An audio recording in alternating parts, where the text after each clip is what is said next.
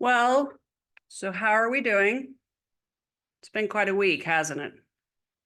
I know some of you that are here and some online are disappointed and maybe even angry at the election results. And some have a sense of relief, and others might just be ready for all of this election talk to just be over. Today, I want us to look at a few things that I believe to be true, regardless of the election outcome and regardless of our personal feelings about politics. These are three truths that guide us as Christians and as people who are striving to live with integrity. First is the meaning of love. Second is the meaning of freedom. And third is our call to action.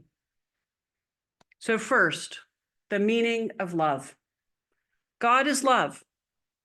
And this means more than just God loves us. God is love. This love is the very nature of who God is and what God is. The love of God is not sentimental or passive. God's love is active. It is self-giving, self-emptying for the good of creation and the good for each one of us. Our baptismal covenant reflects this love, calling us to seek and to serve Christ in all people and to respect the dignity of every human being. And when we talk about loving others, this isn't just about being nice to people or just getting along. Loving others and respecting their dignity means caring that they have what they need to live fully and freely. It means ensuring that people have essentials like affordable housing, clean water, safe streets, and livable wages. It means supporting their freedom to make personal decisions, to marry who they love, and to live in peace. Just this past week, I received a call from Cynthia Delaney, who was trying to find housing for a man and his sister who had shown up at her work. When she called me, I could feel her urgency and her compassion. We spent considerable amount of time calling shelters, helplines, and motels, only to hear the same answer. We're full, there's a waiting list, and we have no room. The best option for these two adults was to find them a safe place to park their car so they could sleep overnight. And it didn't feel like love, and it certainly did not feel like dignity.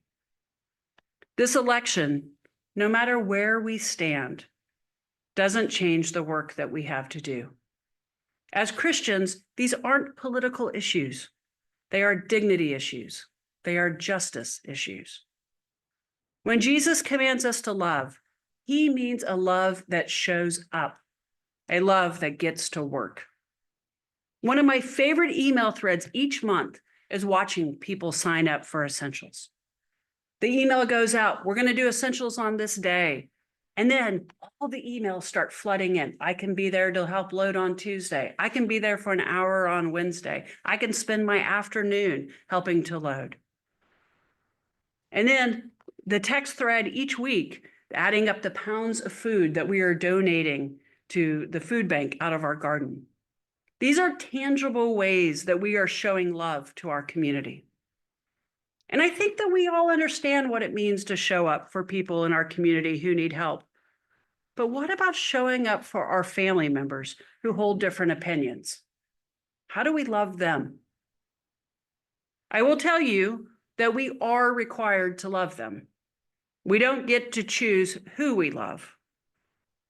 But how we show that love, especially when there's disagreement, that's when it gets really complicated. You know by now that I believe that we are made for connection. We need connection to thrive, and we long for it, even when it feels difficult. But right now, connection feels especially hard, especially with those who see the world differently than the way that we do.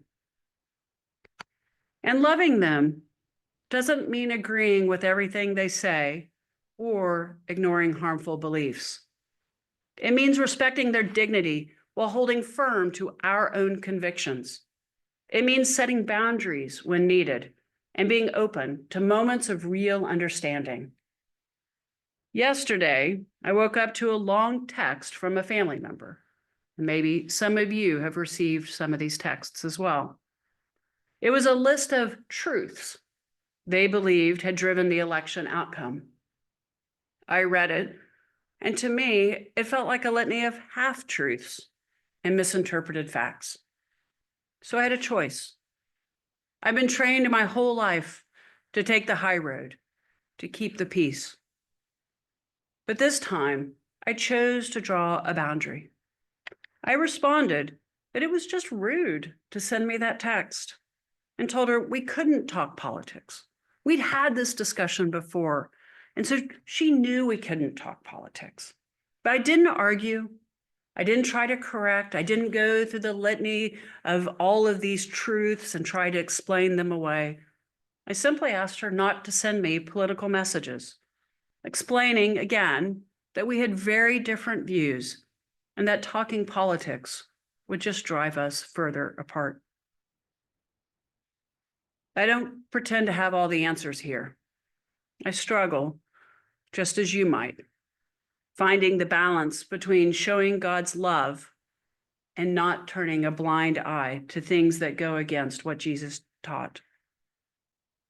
This is hard work, holding love and accountability together. But I believe it is what we are called to do. And loving others doesn't mean accepting everything without question. Jesus showed us a love that was full of grace, but also was full of truth. A love that welcomed all, but wasn't afraid to challenge harmful beliefs and behaviors. And when we set boundaries, we're not rejecting people. We're creating a space for respect and for honesty to flourish. And sometimes that's the most loving thing we can do. Not pretending that everything is okay, but standing firm in dignity and compassion and justice. This is the work of love in action, even when it is uncomfortable. So the second truth that we hold on to is that God's love for us is so profound that God gave us true freedom. God could have created us as beings who automatically loved him and who followed every command without question or choice. But that would not have been real love. Real love is not forced. It must be freely chosen. Love in its truest form requires an open heart and a willing spirit. And I think about it as sort of imagining programming a robot with AI, right? We're going to have this robot do all the things that we would always want it to do. It will always choose our preference. It will say the things that we want it to say. It'll say, I love you, and it'll do the things that make it look like that is so. But at the end of the day, it's not choosing to do anything because we programmed it. And that's not love. That's programming. And God doesn't want love that is robotic. God wants love that is real, and that real love requires choice. So from the very beginning, God granted us freedom, the freedom to choose, to create, and to act in ways that either are loving or self-centered. And with this gift of freedom comes great responsibility. We can choose to build each other up, to care for each other, to live as Jesus taught us, or we can choose to put our own interests ahead of the common good. And this is the hard part of freedom. It opens the door to selfishness and injustice just as much as it opens the door to love and compassion. And we see this challenge in our everyday lives. Take the struggle between paying our fair share and ensuring others have enough. Maybe our individual tax bill feels like a burden. Sometimes we would like to avoid paying it, or we want to minimize it. But that tax bill, it represents more than just numbers on a form. It is tied to schools and to roads, to healthcare, to the basic needs of the people around us. And this hit home at our house this week. You know, I talk about affordable housing. I've gone to James's work and said, how can St. Clair's be a part of affordable housing in our community? And then when our mail came, there was a notice from the Planning Commission talking about rezoning in North Bend. And my wife said, I think this is for you. And I took the envelope and I had that moment of, uh-oh, what's going in next to our house? And I opened it up and I looked at the map and I had a moment of reckoning where I had to say, I hope it's affordable housing. I hope we're rezoning so that people have a place that they can live. We have choices. And when our choices lean towards self-interest, they can clash with the common good. We choose the common good. So God allows us to choose, yes. But those choices mean that our decisions have real consequences for us and for others. So I want to address something I've heard people say on social media. It's this idea that the outcome of the election was the will of God. And I want to be clear that I do not think that that is the way this works. The election outcome was not determined by some big divine mandate, but by the choices of millions of people. God granted us the freedom to vote, to think critically, and to make decisions about how we live together. This election was not a will of God moment. It was a moment shaped by the freedom that God gives us, the freedom to make choices. And we are responsible for those choices. In the coming months and years, we're going to see policies and decisions that affect our communities in profound ways. There will be decisions made by leaders, and there will be choices that we each will make about how we respond to those policies. Our challenge is to choose love, to choose compassion, and to make decisions that reflect our responsibility to each other. Freedom is not about doing whatever we want. True freedom is about using our choices to create good in the world, to lift each other up, and to reflect God's love in our actions. The theologian Rowan Williams, one of my favorites, put it this way: God's gift of freedom is not to be confused with the freedom to ignore others. Real freedom calls us to look beyond ourselves and to seek the welfare of those around us, and to use our power, however small it may feel, to work towards justice, dignity, and love. So as we go forward, we have to remember that freedom, as God intended it, is a tool for love.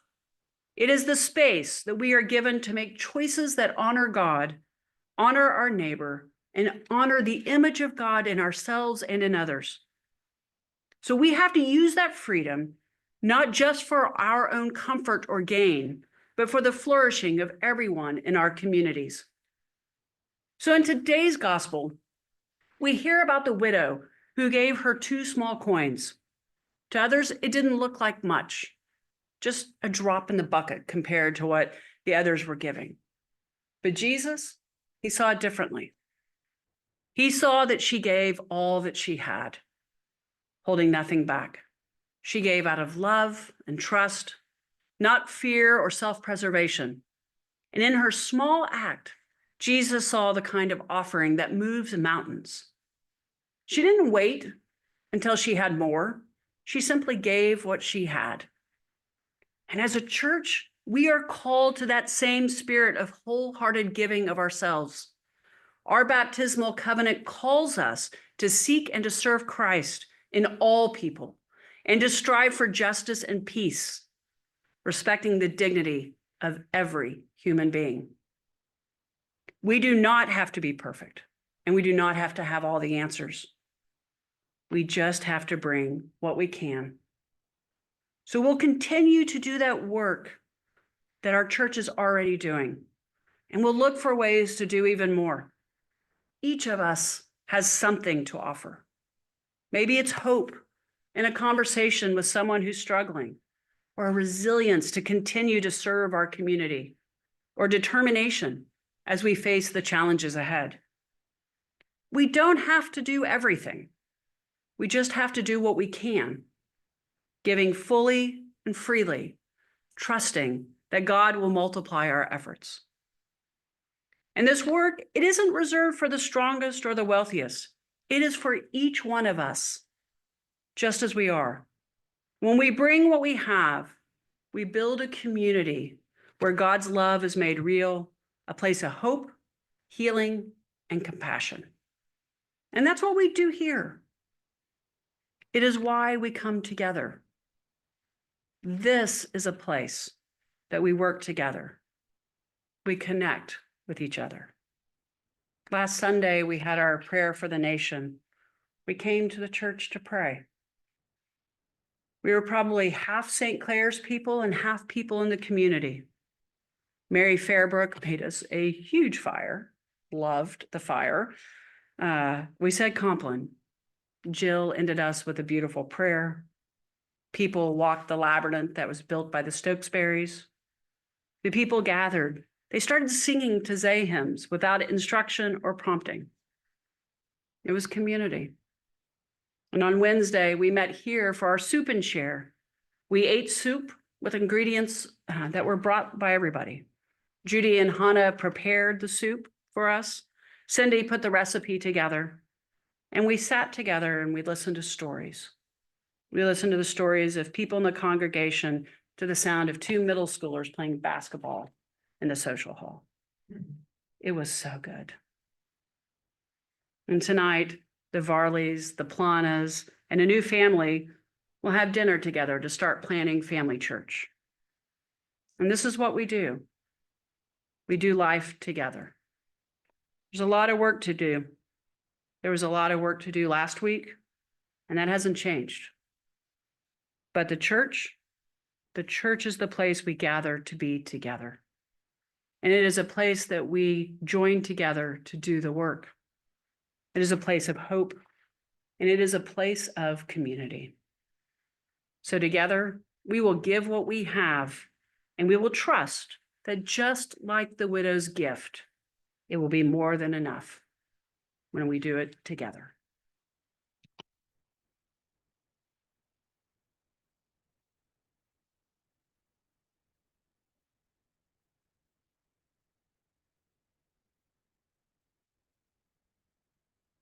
Yeah. Yeah. Is that okay? Yep, very good. Let me just scan this. My hand motion's got a little out of whack, but whatever. Fine. Okay. Let me just, oh my God, what happened to the really good mouse that was here? Holly took it back. It was hers.